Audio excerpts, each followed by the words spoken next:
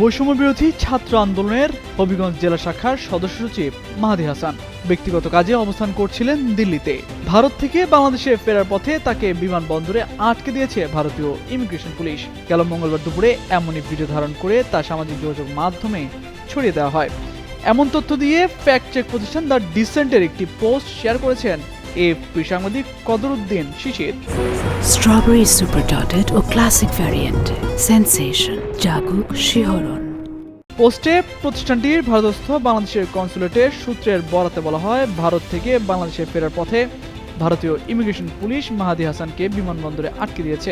গতকাল সামাজিক যোগাযোগ মাধ্যমে হুমকির প্রেক্ষাপটে দিল্লিতে বাংলাদেশ হাইকমিশনের পক্ষ থেকে মাহাদীর সাথে যোগাযোগ করা হয়।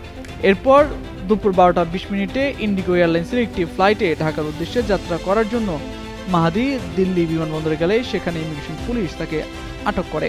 তৎক্ষণাৎ তিনি হাইকমিশনের একজন কর্মকর্তাকে বিষয়টি জানান। এর আগে মাহাদী গতকাল দ্য ডিসেন্টকে জানিয়েছিলেন তিনি ফিনল্যান্ডে যাওয়ার জন্য ভিসা সংক্রান্ত কাজে দিল্লিতে অবস্থান করছিলেন। মূলত গতকালই মাহাদী জানান দিল্লিতে বিএফএস সেন্টারে গিয়েছিলেন ভিসা সংক্রান্ত কাগজপত্র জমা দিতে।